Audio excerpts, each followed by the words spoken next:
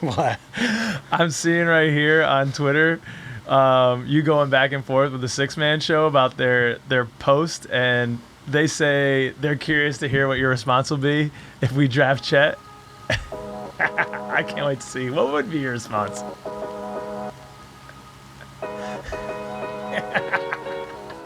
Welcome, everybody, to Court Cousins, episode 21. Pich, we're 21. We can drink now.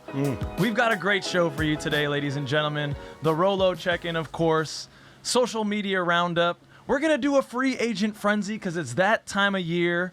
We'll go back to a very popular segment in the trade cage. And then, of course, for the large ending. But first, we got to shout out our financial supporters on our Patreon. Shout out to all of our second cousins. That's our top tier. Shout out Gloria, Damien, Nadra, and Connor. Thank you very much for your support. There's a shout out from Pich. If you'd like to support us on the Patreon, that'd be great. Or just like and subscribe to this, and that'll do just fine. So without any further ado, let's get into all the fun, Pich. Yes. How you doing today for our Robin Lopez ROLO Check-In, sir? For our ROLO check-in here today, you can see I've selected Robin and his brother Brooke on draft day. There's multiple reasons I've selected this one here today. I'll get to the latter one in a minute. But I'm all business today. I got a promotion now. Rinks manager now. Yeah. I got the shorter beard. You forget, this happened 2 weeks ago, but this is our first show with my short beard. Yeah. And no hat today. We're going with a whole new look here on the show. Just trying it out. So you can see look, our Rolo's looking very businesslike in this shot. Yep. So it makes sense, but also makes sense because they're at the draft. And you and I are going to go to the draft. Amen. Ooh, man. And we'll talk about it more later, but we're going to try to have a meetup beforehand. Yep. I'm going to take this show live on Instagram from inside while we're making our draft picks. So you can go ahead and see if I have to rip up that basketball or not. But I'm feeling good. I think it's going to be a cool event to see. Yeah. Not the kind of thing I would normally have on my bucket list. You wouldn't think to go to it, but that is like, there's no better time for us to go than when our team has the number one pick. So I think it's going to be fun. I'm looking forward to the future, just as these young men are. They've got big smiles on their faces. Their whole career is ahead of them. And I'm feeling similar. So how are you feeling on the ROLO Check-In? Oh, thanks, Pich. I love the business look, man. You're looking good. The shorter beard, yes. I didn't make him shave all the way, ladies and gentlemen. I found some empathy in my heart. I was never gonna bick my head, so I felt it, fair. I was gonna buzz my head. You buzz the beard. Right. It's a good look for you. I appreciate that because now it can be a hot man summer. Yes. And if I had shaved the whole thing off, it would have been a hot boy summer. Yeah. And we don't want that. It wouldn't. No. You would have been hanging out with Chet. You guys would have been bicycling around. Doubt it. For my ROLO check-in, I have Robin Lopez reading in what looks like an elementary school class. Now, you probably already know I'm a teacher, not elementary school, but our year is coming to an end. So there will be less and less opportunities for me to be this Robin Lopez reading to the class as we're getting through some literature text and analyzing the text. So I'm just kind of savoring these last couple weeks of school with the young ones before the doors open up and we fly out into the summer, baby. Do you play schools out for summer on the last day? It's crazy that I always do. You gotta. On the way home from school, I'm glad you do. I blast that sucker and I just rock out all the way back home, windows down, blaring, school's out for summer. Oh, well, hopefully I'm here when you come in the driveway. It's going to be good times. Hell yeah, man. Hell yeah. Can't wait. Lots of good things coming up in the summer. And it's getting kicked off with the NBA draft, as Pich mentioned. So we've connected already with some of you out on social media about the NBA draft. If you're looking to go to the NBA draft, reach out to us on Twitter and Instagram. We've already got a rough plan coming at @court_cousins, and we'll get back to you. We got a group forming. It's exciting, Pich. And while we're out on social media looking for folks to join us in Brooklyn, we're also scouring for those interesting, intriguing, or just downright funny posts from you, our beloved Orlando Magic community. And the Orlando Magic community has been on fire, Pich. There's a lot to talk about, and we've got a lot for the social media roundup. Yes, fire is a good way to describe this because it's hot, it's going well. If it's contained well, it can be nice. It can heat you. It can cook your food, but it can also catch your building on fire. So there's a little bit of that going on both ways here.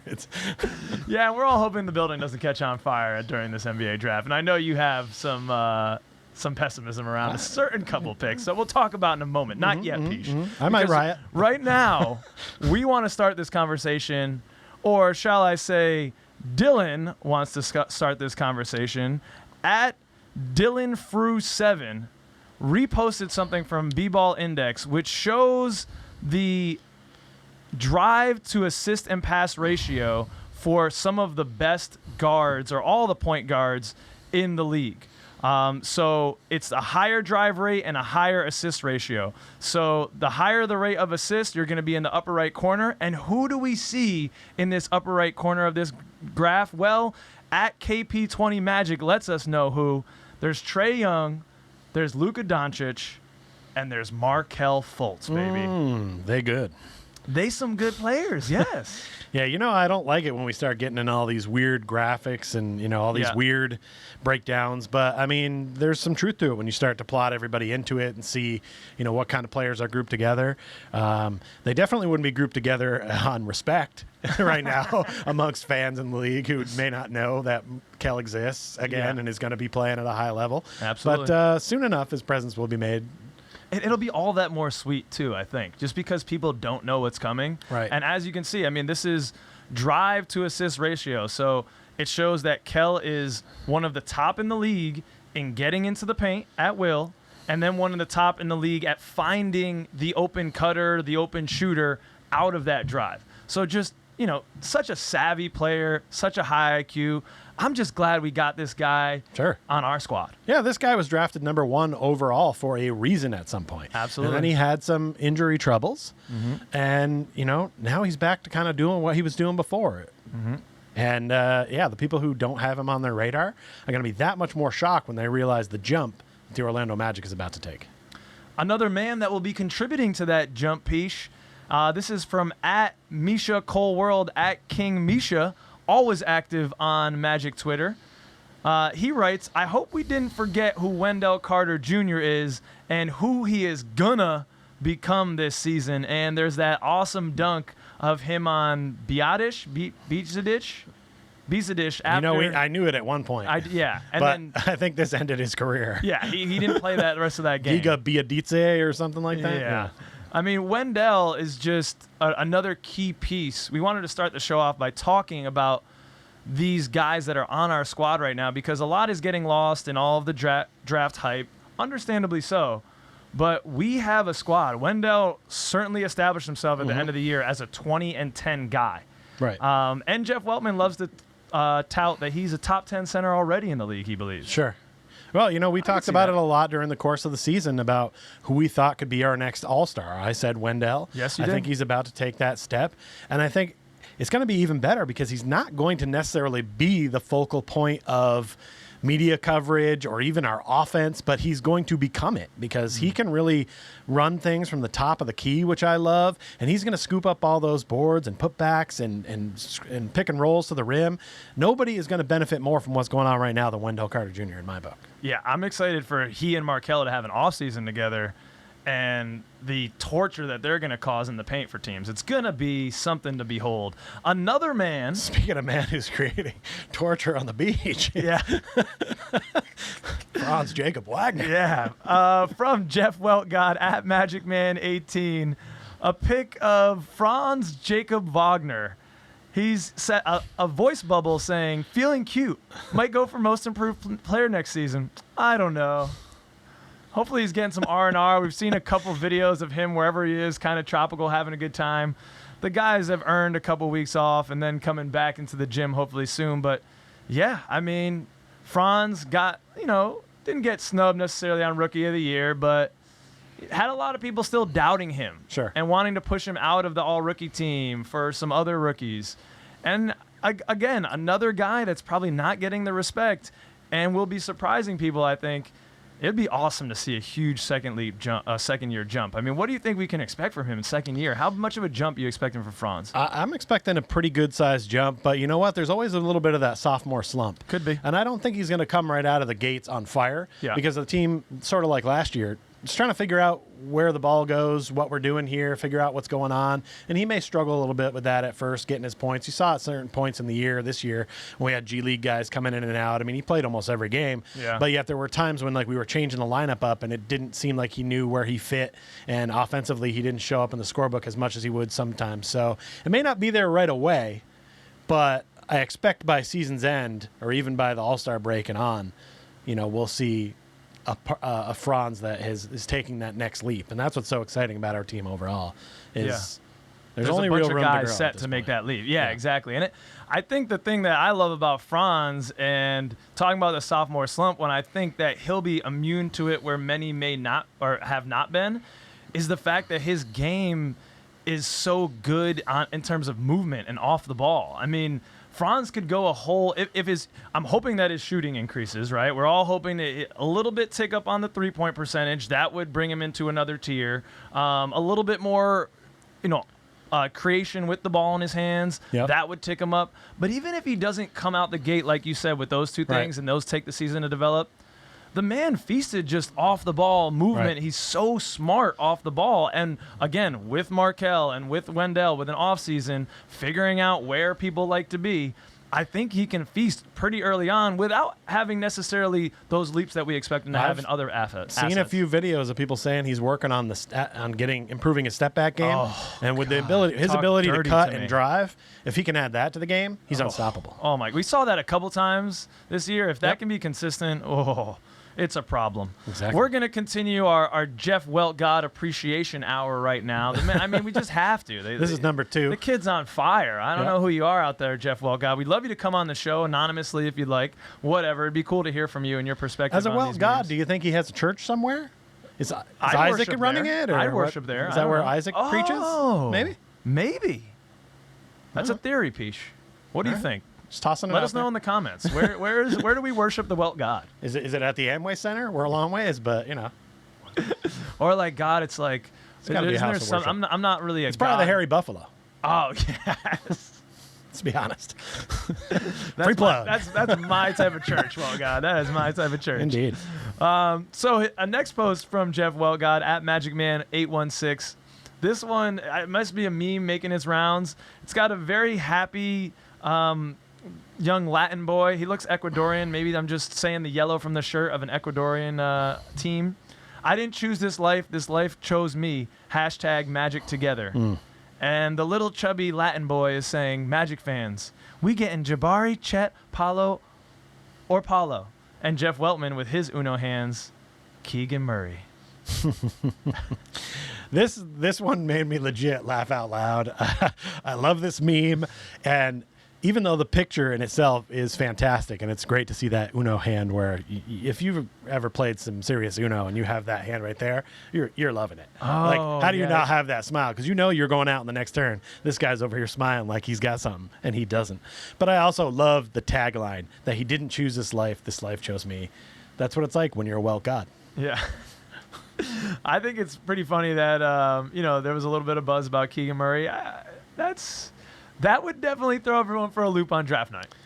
It could, but I could see some options that would make sense there, and I think we'll discuss some of those later. Okay, sounds good.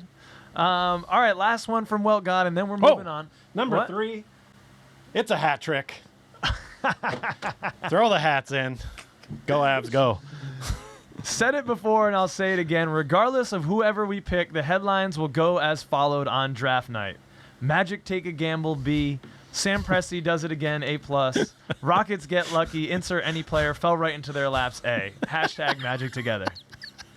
Yeah, I read this one today and was like, yeah, that's exactly what it's going to say. I mean, assuming one of these picks isn't traded, that is exactly what the media will say. And it's just the maybe unfortunate luck. No, it's always good getting the number 1 pick, but in terms of this post, there's a lot of doubt at the number 1 pick this year. Sure. And so I think well, God is right on point here. There's going to be pundits that are going to say, no, they did it wrong. They should have gotten XYZ player. So we're not going to get an A across the board here this year. There's going to be people that are doubting the pick regardless. Everyone is all on the knob of Sam Presti, so he's going to get an A+, whatever he does. That's consistent. And then the Rockets are in that spot where it's like, yeah, we just get the player that falls to us, and we're going to love it, and we're going to take it. That's where I thought we were going to be. That's why I thought we were going to be that third team that was going to have that said about us, and now we're here making the decisions. So not always a good thing. Sometimes it is. Hopefully it will be. I'd like us to be we're gonna here. spin it in a positive way. I wouldn't swap places with a number 30 pick. No way. Why would you? Just a little bit less anxiety? Yes. Okay. Mental health matters, kids. That's right. You did almost pop a blood vessel in the cold open this morning. I forgot about that at this show. It's true. The last one is from Reggie Jones. Not the last one. The last one in this part. We're wrapping up kind of talking about these current players, and then we're going to kind of move on to some of the draft talk, although we just did. Dang it, out of order. Reggie Jones in Magic Nation says, so much to be excited about next season. And he's got a 14-point list, ladies and gentlemen. Man. And you clap along at home because I'm excited about these things too. Go ahead. And we're going to get some more TV time.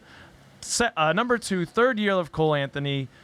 A second year of Franz Wagner, second year of Jalen Suggs, the Markelle Revenge Tour, Wendell Leap, third year of Chuma, the Isaac comeback, number 1 pick debut, the Bamba decision, the Terrence Ross trade, a free agent signing, Kennedy full season, and the trade deadline with a little bit of an epitaph of play-in, hopefully.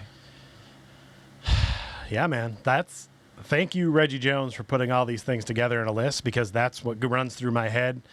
Before we were even getting the lottery, knew where we were going to pick. I just felt so good. If you take the number 1 pick debut, just take number 9 right out of there. That's 13 great things to already be excited about for our franchise, and that's where I'm at. And that's why I'm nervous about the number 1 pick kind of pulling some of that other stuff down. But I think even if no one joined this team, no one. I mean, like, there was no draft pick. Right. I still feel like we're on a good path. When you see how well we played after the All-Star break, as guys kept coming back and we got healthier, we were a legit team doing legit things. So I feel like now you get to add a piece that should enhance what's going on, not make you take steps back or have there be debate or wonder. And I'm still excited about a lot of stuff that's going on with our franchise, regardless of whether I rip that ball up or not. Yeah, thanks, Reg. I appreciate this. It's good to show gratitude. I've been doing some morning gratitude meditations, and this is a good gratitude meditation for us Magic fans. Sure. And all the stress, and it has been a little stressful leading up to this number 1 pick. I understand that. With all that going on, there's so much to be grateful for, so much to look forward to next year. Is there anything, and I'm just trying to think off the top of my head, and maybe we'll cut this because there'll be too much dead time, Pich. Is there anything off the top of your head that you're kind of excited for that isn't on this list? Well, they have the free agent signing, but it doesn't really go into detail who it is. We will go into a little bit later who we want to be in there. Yes. But whoever that is, I think makes a big difference here. I can't think of anything that needs to be on this list. But I am interested to see if Corey returns to the in-game promos at the arena. That's important to me. We're obviously going to have less Rolo Disney stuff in between. So some of that in-game stuff I'm looking to see. There's really no mention of stuff and all the doings that he does at the stadium. True. Is he going to ratchet it up again next season? Another What's season up for of him? Is This Anything? Exactly. Okay, that's a good one. Yeah, exactly. Like, I'm assuming those 2 guys are coming back to continue to call the games. That's important. Yep. They're another year improved as well, so that's good for everybody. I guess if you had to add one thing, that's probably the one. I have maybe something about Jamal Mosley here too. I mean, good it call. was his rookie year as a head coach too. Yeah. You know, we can look to see some of those freshman foibles in terms of those weird lineups. Right. That maybe he was getting a little whisper in the ear, like, "Hey, play these guys. We don't really want to win that bad." But there were some times where you're just scratching your head at some of the rotations. I think that stuff's going to get smoothed out, and we're going to see a much more in control Jamal Mosley. Not to say that he was out of control, but a much more, clear-minded Jamal Mosley here. Plus, Weltman thought enough of him to put him in there on lottery day. That's so true. he has the magic touch. Yeah. So let's see if he's got the same magic touch with the squad. I think, a second season of him should definitely be on this list. Yeah. Because learning how to head coach is going to be a huge jump, and he did that last year, and now he's prepared more for season 2, which is going to be great. All right, now let's dive into some of your posts more focused on the draft and that number 1 pick. So this one is from @MagicOnTop. Quote, Franz and Paolo will never work together. We can't have 2 wings with good shot creation and ball handling. Okay. And then we have pictures of Jason Tatum and Jaylen Brown. We've got Chris Middleton, Giannis. We've got LeBron and AD. And we have Kawhi and PG there. All teams that are in the top echelon of squads in the NBA, all of those have rangy shot creators that can switch, that are versatile. And this is my big thing, because I'm still a I'm still a Paolo supporter here. I'm still in the camp of let's take Paolo Banchero. Okay. Some of the hype about Jabari Smith Jr. is swaying me slightly. I like what he brings on the defensive side of the ball, and I think that will be pretty hard for Jeff Weltman to pass up, knowing that he loves lanky dudes that can play good defense, and the man has a silky shot. The young man has a silky shot. However, Paolo Banchero is the best player of these 3 right now, and I don't know why we're kind of overthinking this. And also, what I don't understand is people speaking about the ceiling of Chet and Jabari as if they have so much room to grow, and for some reason, Paolo has already reached his ceiling, and he is just as young as all of these guys. He's 19 years old, too. Why can't he also continue to develop? I don't know. I don't know. That's a great question. I'm sick of hearing the high ceiling thing. Of course, all these guys have high ceilings. They're all 6'10" and above. If the ceiling's not high, they hit their head. I mean, it's ridiculous to make that claim. You don't really know exactly how any of that stuff's going to go. You have to try to look and have some foresight, and they basically just said that, hey, Paolo, we don't think you have room to grow, but he seems like the kind of kid that is going to be like, I'll show you. Yeah. So I think the further down in the draft he goes, the better player he's going to become. I like him. I feel like most Magic fans are declaring themselves, I'm Paolo, I'm Chet, I'm Jabari, I'm just, this, like I like most of the players in the top of this draft. So I'm pretty much, I agree with you. I don't know as though I agree with you more on Paolo than I do over Jabari. Yeah, I feel that. I feel them both. I like them both. And you had your hashtag anyone but Chet up that our YouTube viewers could see, maybe our listeners couldn't see. That's true. And that kind of leads into the little back and forth you had yes, with our good friends over at All in Good Love at the 6 Man Show. Absolutely. They had a post saying, spread the word, hashtag Magic Together. And it's a nice graphic that they put together that just says, cheer the pick. And I like the ethos that they're coming with here. Sure. Those guys, they're the genuinely nice dudes. We're not nearly as nice as them, Pich. Like they're just really nice people, I think. And we're just they're married and they've made other people. Kids, they have responsibilities. They're like good, genuine humans. They wouldn't shave their face for a bet. Yeah, we're just degenerates over here, and we just kind of blurt things out of our mouth, and some of it's shit, and some of it's okay, and people get a chuckle once in a while. But I really appreciate that. Just the tone of their podcast always is very positive overall. I think a lot of the Magic podcasts also do a good job. I don't want to leave anyone out, but those guys really and it's genuine with them. It's not some act that they're putting on. They really are just very positive fans, and I respect and love them for that. But how about you, Pich? Well, no, I do too. So it sounds like you're coming at me for a butt here. I'm coming at you and it will be in a second. But I do understand that they're going to have a watch party, and that they're trying to make sure that that's true. people aren't booing at this, because that reflects poorly on maybe the Magic community. But here's what I'm going to tell you: I don't think it does reflect that poorly on the Magic community. Earlier this year, we heard JJ Redick talk about how passive Magic fans are, and if you sit back and you just cheer for whoever, despite how you feel about them, you're kind of doing what he said that you are. And you need to be passionate about something. And we're all passionate about the Orlando Magic. So we all like to kind of have each other's back and say, all right, here we go. And genuinely, I think we're all eventually going to cheer the pick. But if you're moved a certain way, don't hide that feeling. Let it show. Let it be known.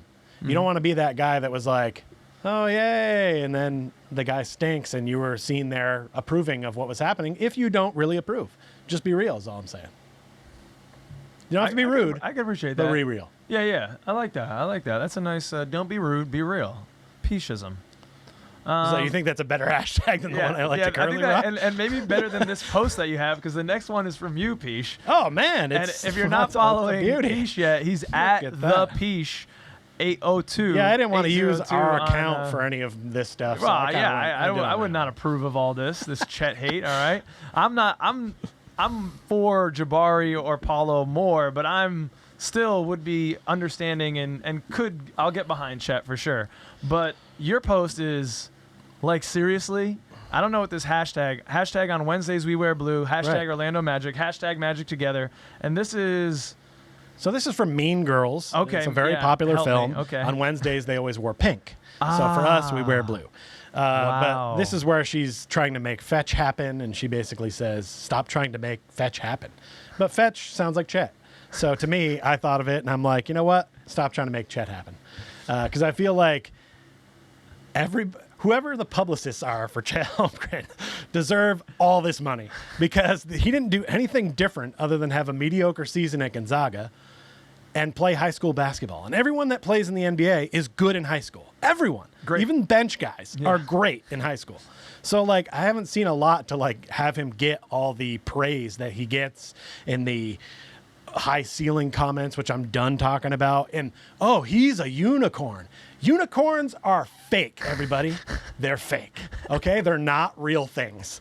Oh, we haven't seen a player come into the draft with this kind of talent ever. We've never seen it. What about Kristaps Porzingis? What about Dragan Bender, Thon Maker, Mo Bamba, Alexei Pokovich, Bol. There's a tall, lanky guy that has this set that makes everybody's eyes go Google every year. Yeah. But you know what the difference is? None of those guys went number one. Some team took a shot further down the draft. And that's what some teams should do with Chet Holmgren, in my opinion. Yeah.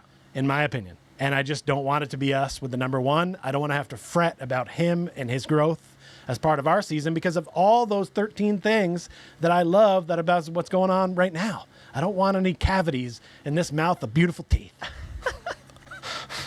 Love the metaphor, Pich. You want another one? His marketing team is basically selling to everyone right now a beautiful mansion made of sugar. And it's going to rain at some point, and you're all going to be exposed. So don't be ants too. Yeah, exactly. It's not. It may look good, but it ain't going to hold up in the long run. So let's not get into that, everybody. And Magic Nation's out there, man. People are. There's some people that are on my side, and some of them are a little too aggressive, to be honest. But some of them are playing around with it and having fun, and that's what leads us into our last two slides here. LJ Williams in the Magic Nation group on Facebook has the picture of the Joker up. And Joaquin Phoenix, and it says, in order to play the role of an insane and mentally depressed person in the movie Joker, Joaquin Phoenix watched Chet Holmgren try to box out in the post. And I mean, that's cold. When you're that tall and lanky, you don't necessarily need to box out. You don't need to have the best, form on your box out, because you're going to just get to a lot of stuff with your rangy arm. But that's going to kind of go away in the NBA when NBA men bodies are going to actually be boxing him out and giving him the business. A 6'6" guy is going to be able to knock him out of the post at current moment. Yeah. Hopefully for his sake that changes. Because as you can see, this next one here from DVD Charbonnet, I'm guessing. Yeah, maybe. I'm going to go French with it because that's my heritage. Yeah. It's the diary of a wimpy kid with him on the front. And I think, unfortunately, when we all talk about him, people are always like, oh, you just don't like him because of his frame and you think he's too fragile and stuff. Well, it can be talked about to death, but it's still part of the conversation. If you're going to talk about how high the ceiling is, I get to talk about how frail he is. Because those are facts. This is a fact. This is a real thing. The ceiling thing you're making up. Yeah. But look at his body. You see it. I love this because a lot of like middle school, elementary school kids, they love this series. So when I saw this, I was dying laughing. I'm guessing the wimpy kid gets over in the end. So in essence, he is the protagonist. Out. Yeah, so maybe this is actually a very positive Chet post that maybe we're just misinterpreting. It's a good look on your part, Pich.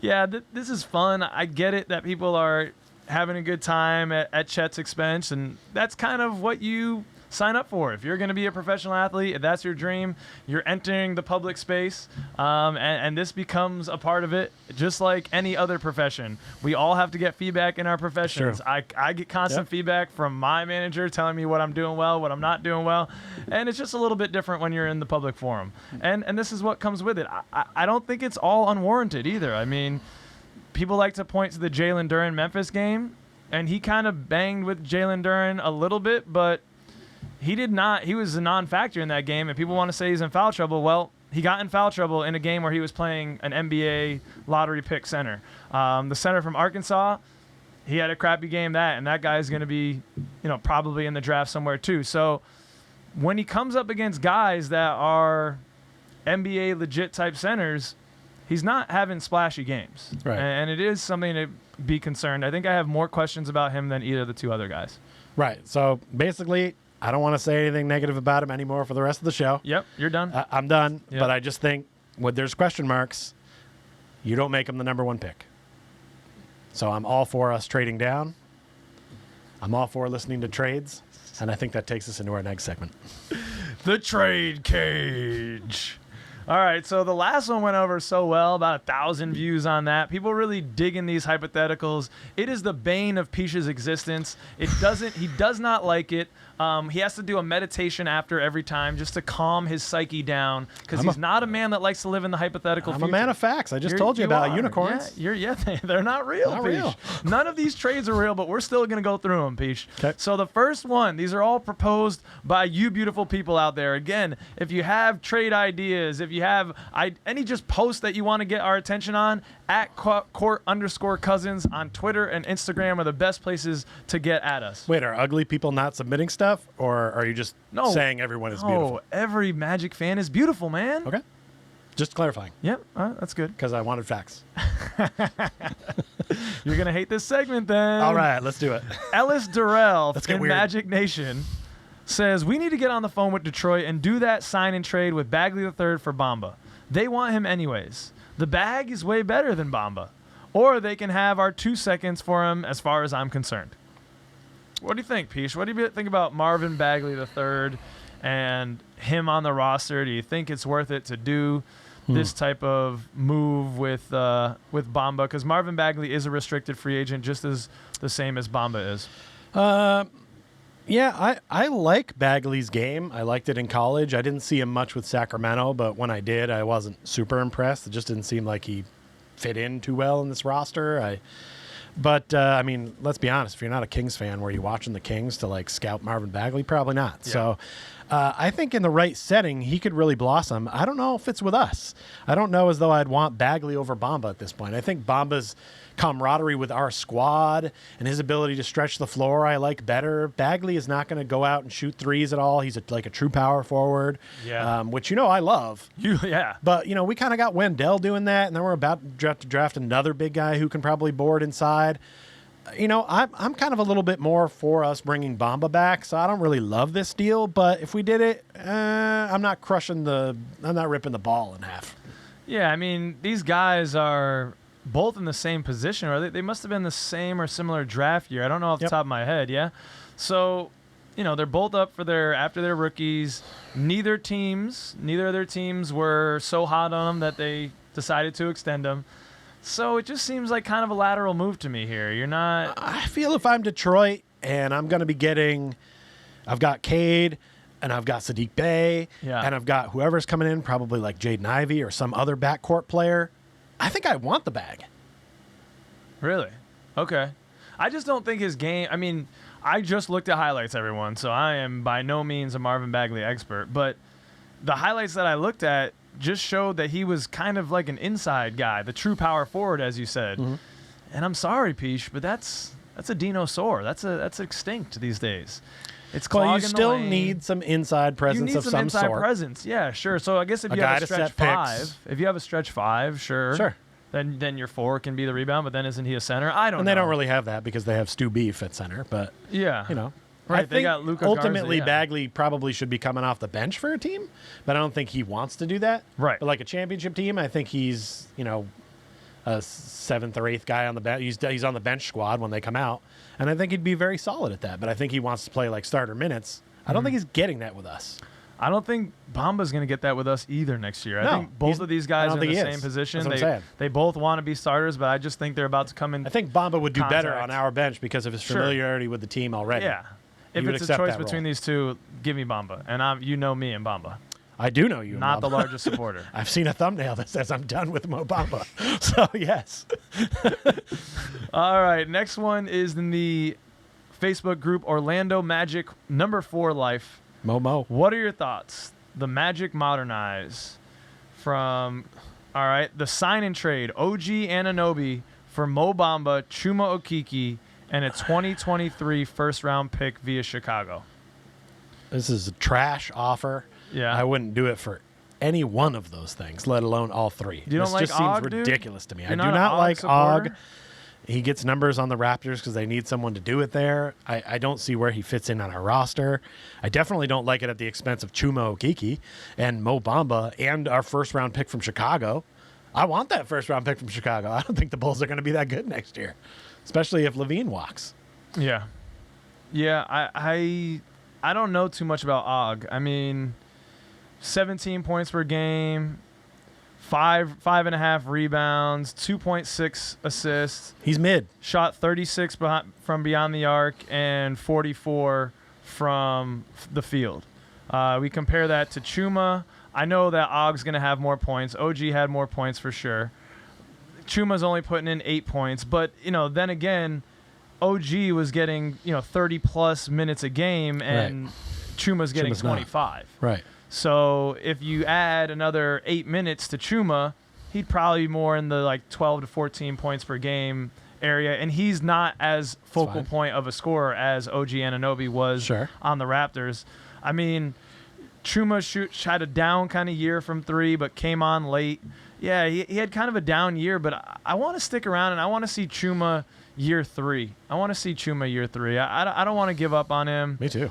And yeah, OG Anunoby, he's in his 5th year. So he's on, I don't know where his contract status is. That would play into it too. I don't want to get, with our young team, I don't want to get too much into guys that are already in their kind of maturation space where they're getting larger money. I don't want to see how these guys shake out a little bit before we start trading them away. I feel the same because in Orlando Magic's past, we've gotten rid of some guys before they kind of hit their peak of goodness.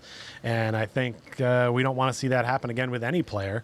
And to me, honestly, I feel like Chuma and OG is almost like a 1-for-1. Maybe, yeah. Potentially, but I'd rather have Chuma in the role he's in now. It's just too many things for the one player that's not – he's not an all-star. I'm not giving up a first-round pick and 2 of my best bench guys for a guy that he's not even going to be an all-star. The thing I do like about OG Anunoby is that he's 6'7", he plays the small forward, and that is, I think, our biggest area of need potentially because, I mean, we had Gary Harris playing the 3 a lot last year, and Franz was playing some 3. And then who else was playing the 3? I mean, Franz should be 3. Yeah. I mean, but Franz is 6'10". We forget about that. He can play the 3. We're about to have 3 6'10" guys in the starting lineup. I like that. And that's all good. But I'm that's just the way saying, it is now. I think other NBA heads around the league would like this trade. And I think if the front office could pull it off, they'd probably do it. I don't think you and I are the biggest fans of OG Anunoby because we haven't watched a lot of them, but I think people would probably do this trade. I need to look into why he's called Og. That's all I need to know. It doesn't make any sense to me. It's not a name. All right. Next is these two are taken from our post on the last trade cage. Mm-hmm. So this one's for Kyle Moran. Awesome name out there, Kyle. Much respect. This is a 3-team trade. Orlando gets Lillard, Jeremy Grant, and the number 7 pick from Portland. Portland gets Bamba and Harris in sign-in trades, apparently. Bol Isaac, the number 1 pick, the 2025 top 3 protected from Orlando. Detroit gets Suggs, the number 32 pick, and the 2023 lottery protected first from Orlando. What do we think? Pich is shaking his head out there. Are we going to like any of these trades, Pich? I mean, look, Kyle's just trying to find a way to get us Lillard and trying to turn Portland into the Portland Magic, apparently. I don't know what the thought process is on this one. He must have tried to figure this out money-wise to figure out how this would all work out. I don't see why Portland would want to get involved in this necessarily. It just seems, this seems bizarre. This is basically us giving up our whole bench and some sign. It's insane. But clearly, Kyle, he gave it some thought. I'll give him that. He definitely went deep and figured out spots. But I think we give up too much here, especially with our 2023 pick. What? Going away. You think we give up too much? We're giving up too much in this deal. No way. We're giving up a ton of stuff. I mean, we're getting Damian Lillard. Well, we're getting rid of Suggs and Isaac and we're signing trading Bamba and Harris, and our number 1 overall pick goes away. It goes to Portland. That's fair. Like we get no new guy this year, right? Or we get number 7 from Portland. We get number 7. Number that could be 7. Keegan Murray. It could be. Yeah. There's no guarantee of that. We've said we like the top 3, and then we like that next top 3, and then after that, and that's puts us in a position that we were in last year in the draft. I don't know. Yeah. If they like a guy enough, like if they like Shaden Sharp and they thought he was going to be there at 7, but this is too bizarre. Like this one's all over the place. Props to you for trying to put this together. If you put this into the trade machine and it came out right, money wise, props to you. Yeah. But if you're just coming up with this because you wanted to find a way to get Lillard and Horace's nephew on the team, it's a good idea in principle, but I think we're giving up a little too much across the board here. This is a lot. Bol would have to be a sign and trade as well. So there's 3 sign and trades involved in this deal, and that I just don't think Portland would do this. No, yeah, I don't think. I think they have one more year of Lillard staying with the crew. They're keeping Dame. They got to figure it out. They're on the clock. If they don't get it figured out this year, then I think Lillard will be on the block. If they don't start well, maybe at the trade deadline, but definitely after the end of the season. I mean, the best part of that deal for them is the number 1 pick, and then they get another one later, and then they would be getting protected. Isaac, who, if he comes back and is playing very well, that's almost unfair. No, I don't think Portland would do this. It'd be crazy to do it. I don't think Detroit needs to get in on it for what they're getting either. Last hypothetical. Pich will be so glad when these are done. This is the last one because then we have. We do have. I was going to say then we have the draft, but this continues after the draft. Pich, I'm sorry. A little bit. Jake Smith said, "How about this trade? Magic receive pick number 3, pick 17, pick 31, and a 2025 Nets first-round pick, and the Rockets receive pick 1 and pick 35. So this is just a little musical chairs of picks. If the Rockets really love Chet or Jabari and they think we're going to take them. Well, I like this one. Yeah. Because I like pick 3, as I've mentioned several times. Yeah. And if the Rockets are willing to make that swap just to get the number 1 pick, I think you'd be stupid not to do this one. There's enough other parts here, and we wouldn't even necessarily have to draft pick 3, 17, and 31. We could then move one of those picks to someone else. Mm-hmm. I feel like there's a lot of capital in this one, and I love the look of that Nets 2025 first-round pick because the Nets are about to stink. Oh, yeah. All right, yeah. I mean, this is an interesting musical chairs of picks. It's crazy to me to think, though, that we get the luck of getting that number 1 overall pick and we really trade out of it. I just don't see us actually trading out of that pick. You need to still look at this as luck. Yeah. Like you said earlier, we are in the position to make that choice. If we were at number 3, we would be on the reverse end of this and think, do we want to trade up just to get that number 1 pick or just be settled with the 3? And this is the price of what it would cost us. Yeah. And we don't want that. But we would be the benefactor here. Don't look at it as we're losing the number 1 overall pick. We're still getting a top 3 player and additional capital. Right. And I think that might be the best move for the Magic in this draft if they're not sure 100% on one guy. The only thing is, Pich, I agree with you there, is that if we get any more picks this year, I mean, we have to trade them because we'd still have we have the number 32 pick. So if this happened, we'd have the number 3, the number 17, the number 31, and the number 32 this year. Right.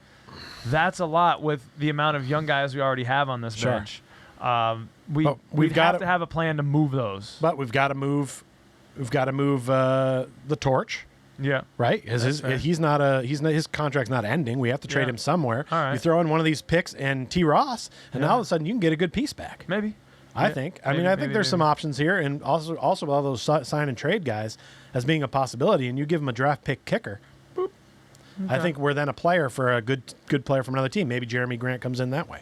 Yeah, I don't know. We talked about Jeremy Grant last episode. He's on the last year, so I just get worried about taking a 1-year rental on a guy who probably wants to now, and he's entering like the winning phase of his career. But they usually play the best in that contract year where they want to prove that they're going to ball out to get that contract. So even if he didn't re-sign with us, he would ball out with us next year.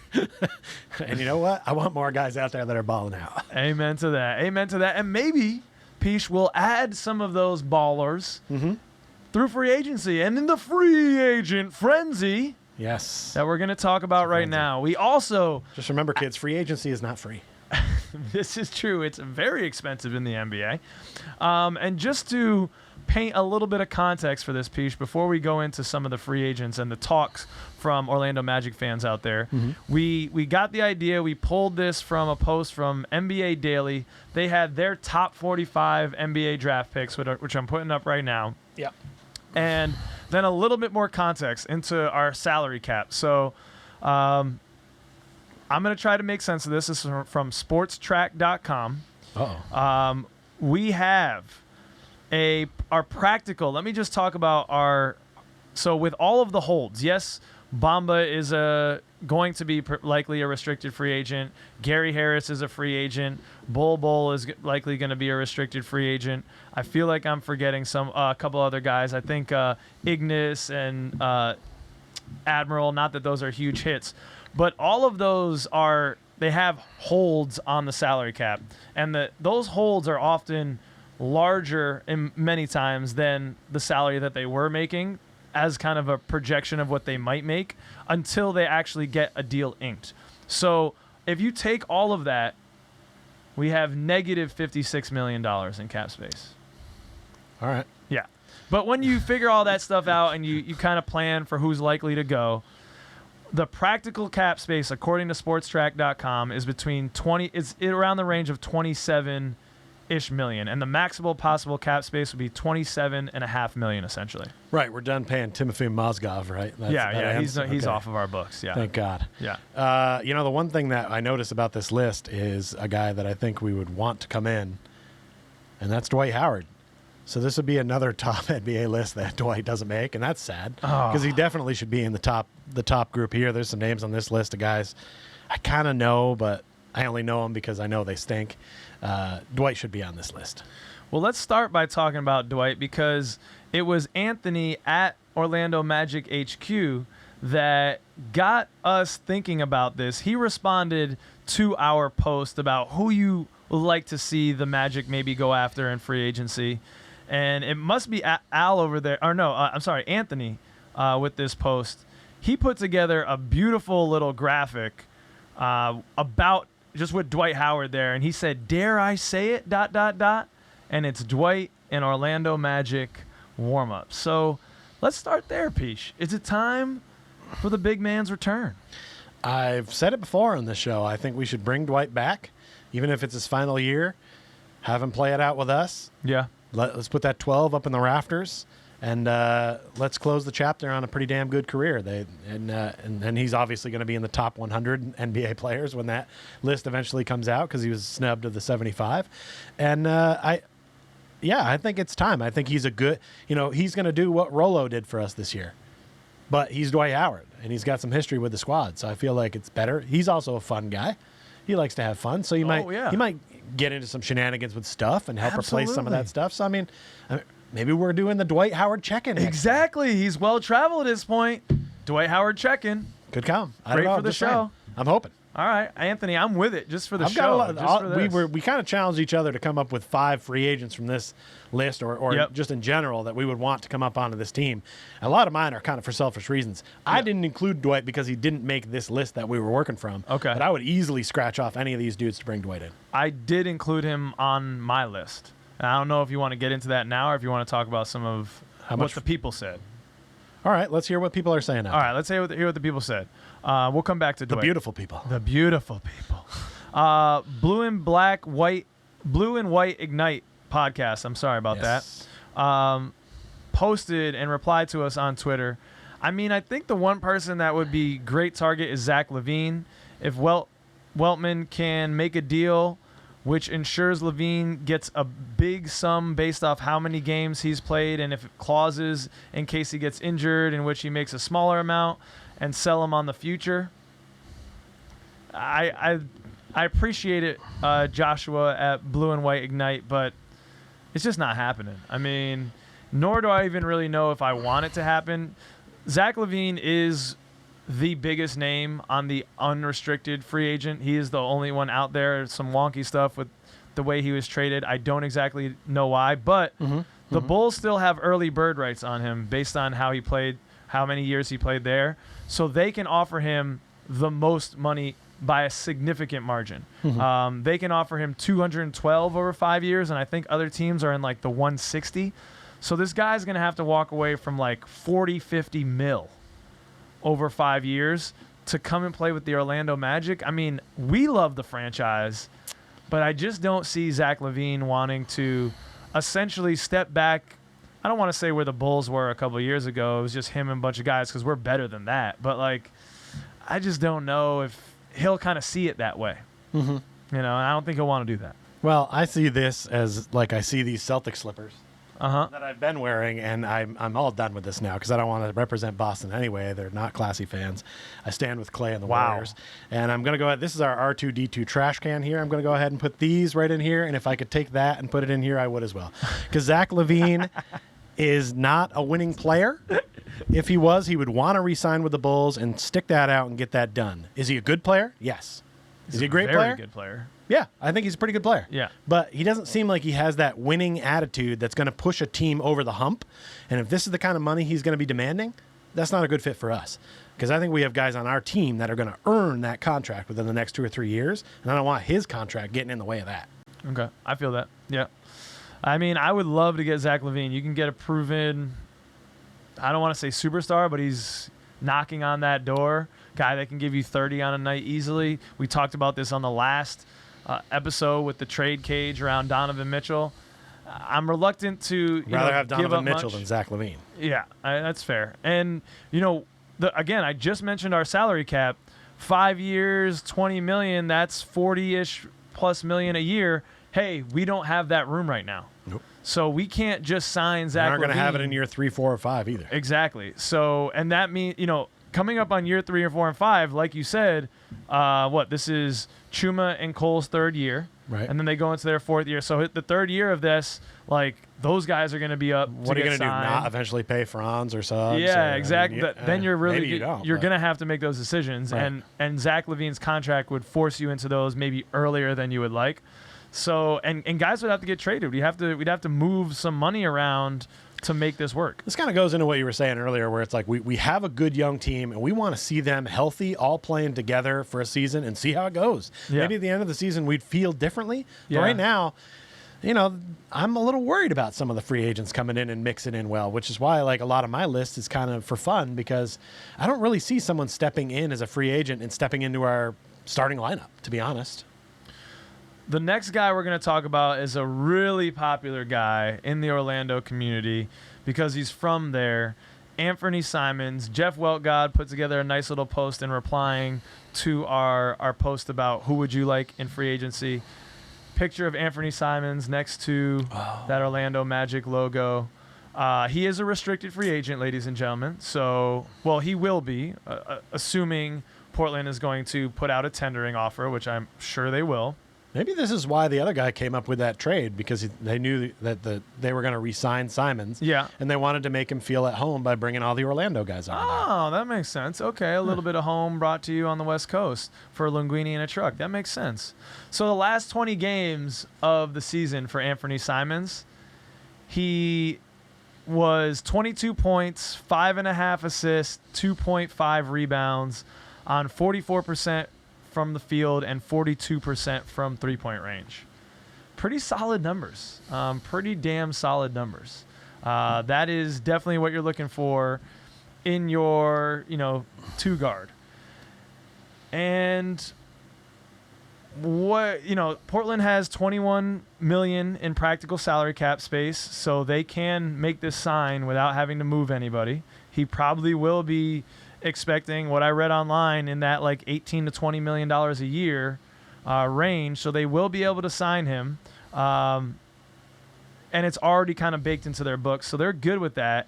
We would have to come over the top on that, and I don't feel good about anything more than $20 million to a guy like Anthony Simons, who Cole Anthony could be next year. Our guys could be that already and have shown that they can be. So do I love the fit? I don't know if I necessarily love him so much over RJ, Cole, or Suggs in terms of fit. Is he a better player than any three of those guys right now? Absolutely. All right, don't get me wrong. But one of these guys would have to be on the way out for us to make that happen. And also, I think Jeff Weltgott and a lot of people are kind of dreaming a little idealistically to get this guy back home. But it maybe isn't too out of left field, because Portland is going to have to take some big swings this offseason, Pich. If they really want to make Damian Lillard happy, and if they really want to make a run at things, free agency buzz has connected them to all the big names. DeAndre Ayton, Zach Lavine, etc. True. If they're going to bring in a guy like that that's going to dominate $40 million like Zach Lavine could, right, there's going to be some victims of that. And maybe it would be this very promising young star. Yeah, it could be. You're making a good case, because I assumed that the Blazers are going to re-sign him and just kind of scratched him off my list immediately, because why wouldn't you want to build with him and Lillard at this point and go from there? But you're making a good case if they're going to go in a free agent mode and go in a different way, I suppose. That is possible. I think it's not really talked about a lot, but in almost every sport, when a player tries to play in their hometown, it's not necessarily good for them, especially young players, because they have all the creature comforts of home, and it's not quite the same. They're not as focused on the game. They got all their people wanting tickets to every game, and it's a little distracting. Yeah. I've seen it a lot in hockey. I've seen it a lot in all the other sports, and I believe it would probably be the same and true as basketball as well. Might be better for him when he got older, but I don't necessarily think that bringing him back to Orlando is the best move for his development at this stage. I mean, unless he has a great support system around him, which he may.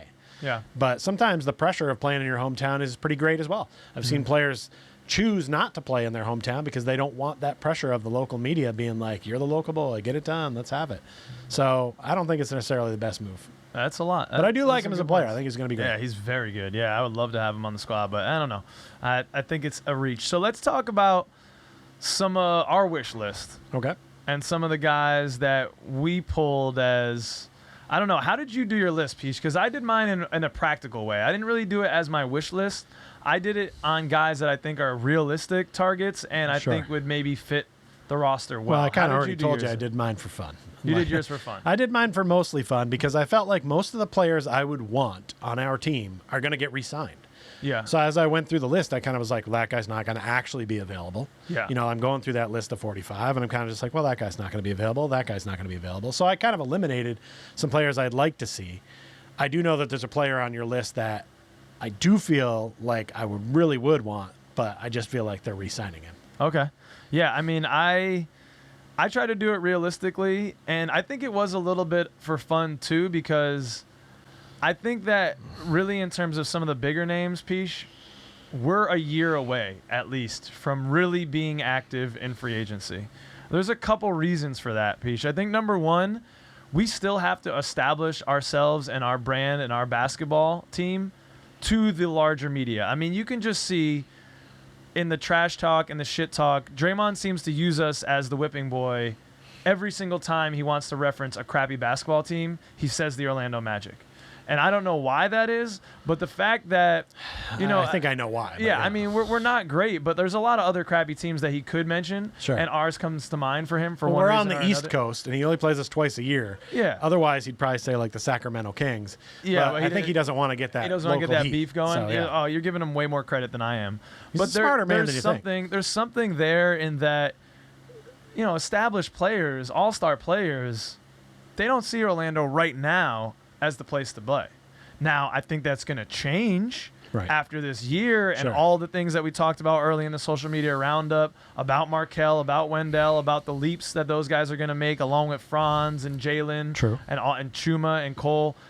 And the culture that's being established along with the number one and Isaac coming back, hopefully. There's some good things brewing, and I think if we sniff that play-in, then that will establish us. That's the first thing. The second thing, I just think it's a little preempted. Like, we need a year of growth to really get the best bang for our buck in terms of signing a free agent. I think it's just a little bit early in these younger players' development to bring in a guy who then likely, if it's a big free agent, becomes the guy. Sure. And then everyone kind of just orbits around him. Well, I agree. As I said earlier, I don't think we're going to get anybody in free agency that's going to crack our starting lineup. Yeah. So I kind of did do mine on a realistic, Okay. we're going to have them for a year or two. All right. And that's it. So Like, we're they're on the here same to be wavelength. benched. They're here to be veteran presence, All right. perhaps. I don't have us taking that big dude. Although Okay. I do give a little more credit to the players in the NBA.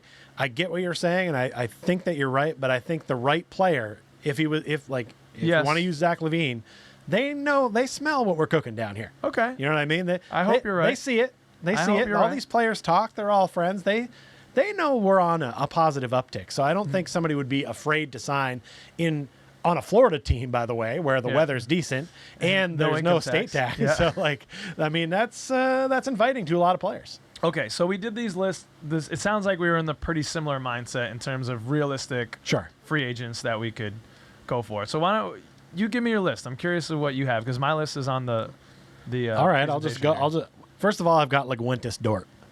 Oh, I love know. the name Leguentis. Yeah. I know he's a big supporter of the Laval Rocket, which is my favorite AHL squad. So I'm all for Leguentis Dort. Love the name. Would love to say it more on the show. Maybe it could be a Leguentis check-in. Okay. I'm just saying. Who knows? It could be fun. Nicholas Batum Yes. is a player I've always liked. Yeah.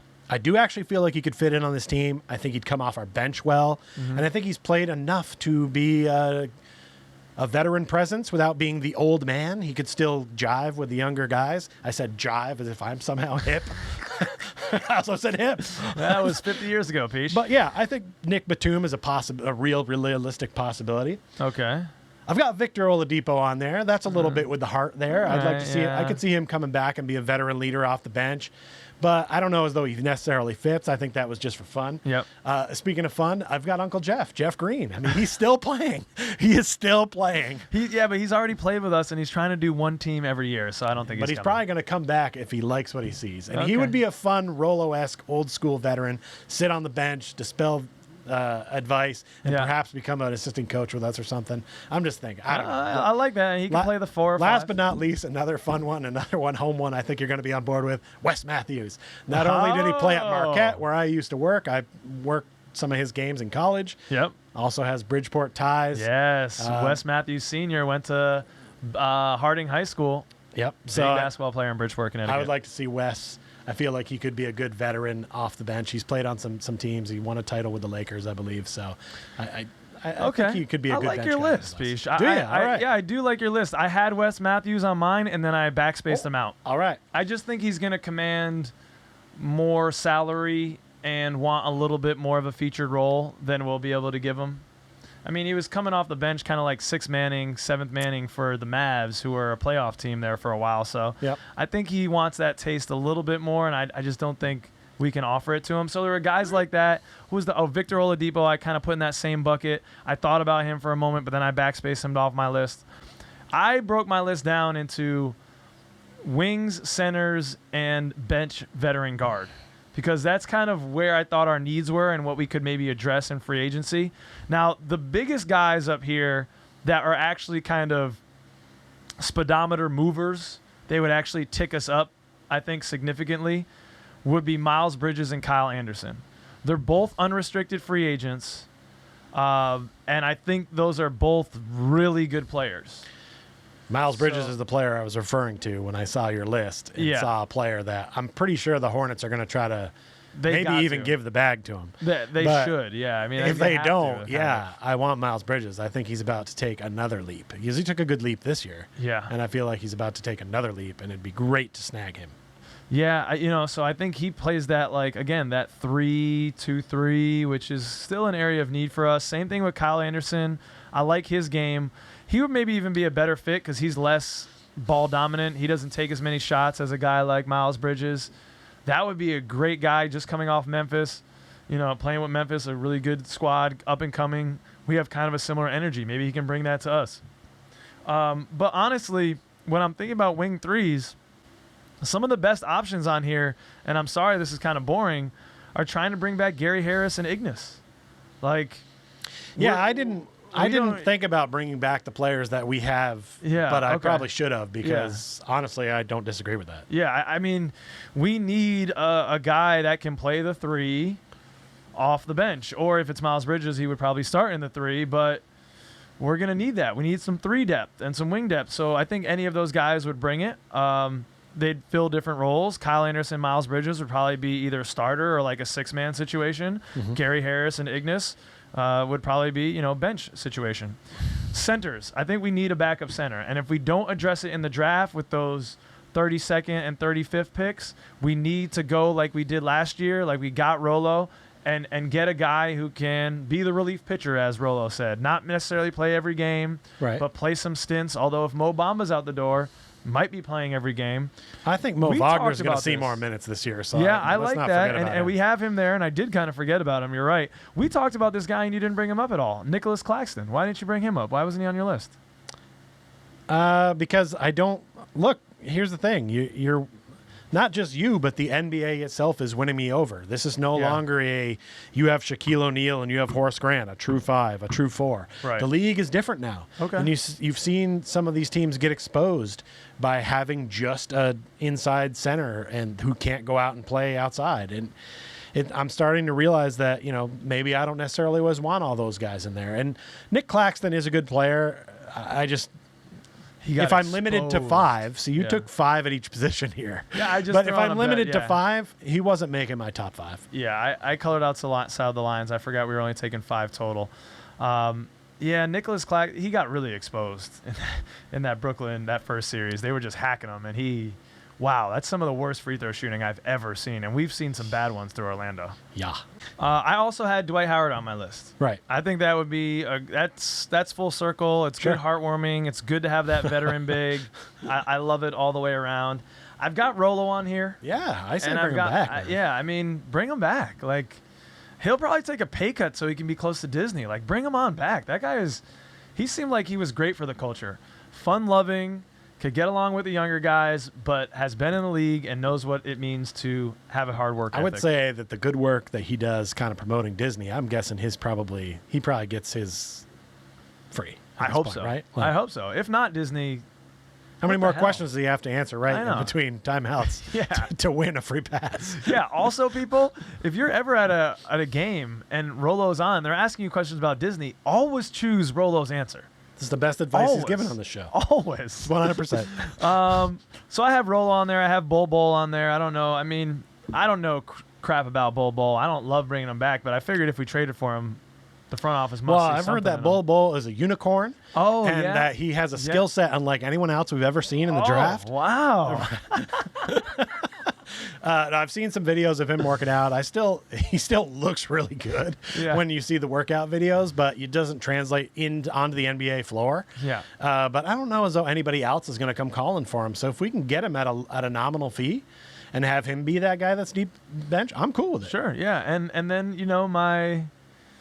my star-crossed lover, the unrequited love that was never allowed to come together, is the man with the goggles, Jalen Smith. So he was in an interesting situation. The Suns drafted him pretty high. Didn't choose to extend him. He's now an unrestricted free agent because he was traded. So he's just kind of out there, and a young guy. I was kind of pushing to get him at the trade deadline. I'd still love to have him as a backup big. I think he's better than Nicholas Claxton in terms of he's not a hack-a-shack type of player, I don't think. So yeah, he's good, but he's raw. I feel like if we don't have a veteran center to help him grow, is he gonna? So we got to bring in some veteran savvy here. And the way I broke it down, like if you don't bring it in the wing position, and you got to bring it in the center. If you don't bring it in the center, you got to bring it and on the bench. And I thought we need a bench veteran guard. I think that'd still be good. Our guards are all really young right now. Well, we could potentially be losing Harris and Terrence Ross. So we need to have a veteran guard Exactly. somewhere. So that's what I'm thinking with that. So, I'd love to bring back Gary Harris. I thought he was fantastic. If he'd come back, we could front load his contract for a year and give him a little, have it descending as the years went on. But on this list, I've got Ricky Rubio, Avery Bradley, Austin Rivers, Raul Neto, and Elfrid Payton. Those are all unrestricted free agents. I don't know where their mindset is in terms of wanting to win, but Ricky Rubio had a fantastic season going with the Cavs and then got injured. That was horrible. Felt for him. But I just love that guy. I mean, he's played international. He's a great player, hard-nosed player. Yeah, Rubio's good wherever he goes. He seems like he moves around all over the place. It sucks, but I think it'd be great to have him. I mean, he'd have so many pearls of wisdom to drop. Avery Bradley's played on championship teams. Austin Rivers been around the game for his whole life. Raul Neto, like Elfrid Payton, I'm less high on those, but I think all of those bring some type of veteran savvy and presence and wherewithal. I don't know how Elfrid would feel coming back to the Orlando Magic. I'm going to pass on Elfrid. I'm going to pass on Neto. Yeah. I'm passing on Austin Rivers, too. Yeah. I do like Avery Bradley, though. I mean, none of these guys, I don't see many of them playing many minutes, No, but Avery Bradley, he's a dog on defense, man. He gets after it, and that's what you want off the bench is a spark guy. Yep. And he did that for a lot of years for the Celtics, and he would be a good ad. Yeah. But we'll see. I think that he'll probably be, somewhere for like a veteran minimum, trying to compete for another championship. But who knows? Who do you think, ladies and gentlemen? Put it in the comments. Who should the Orlando Magic go after in free agency? Be realistic, please. Be realistic. Who did you think we were way off base? Did you like anything that we said? Chop us up. Give us hell in the comments if you want. We can take it.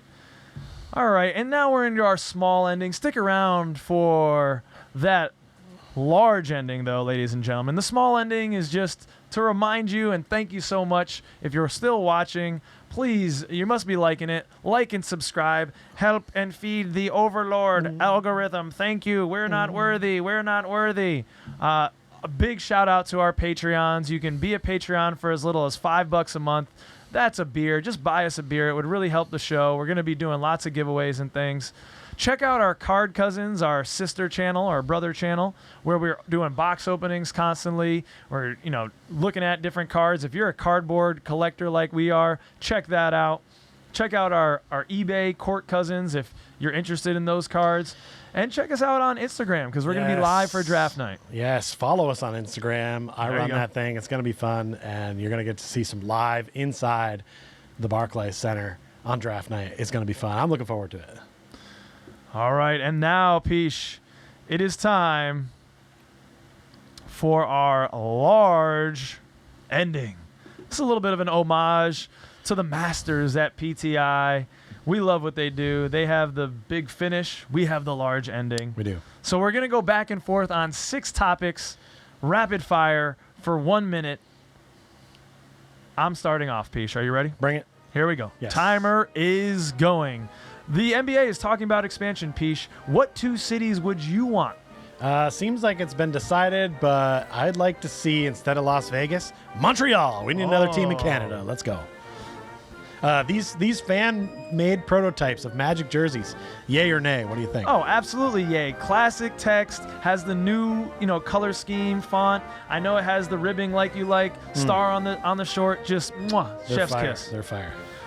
For or against the NBA reduction in games that's been talked about, Pich? If you saw Richard Jefferson talk about this, watch that clip. I feel the same way. Loved the passion from RJ. Love that guy.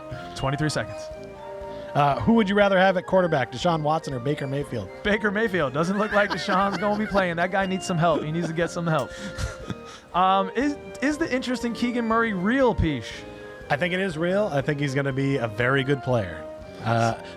F, marry, kill. Obi-Wan, Vikings, or Stranger Things? This is tough. I'm effing the Vikings. They're freaky as all hell. I'm going to marry Obi-Wan. I love me some Star Wars. And sorry, Stranger Things. I'm getting through it right now. Love the series, but I got to kill him. As long as Obi-Wan didn't die, I was feeling good. Thanks, Pich. What a great show. And thank you for everyone out there for sticking with us. Love you all. See you next time. Peace. Thanks for coming. Did I just say thanks for coming? I think you did. Sorry. Stepped on your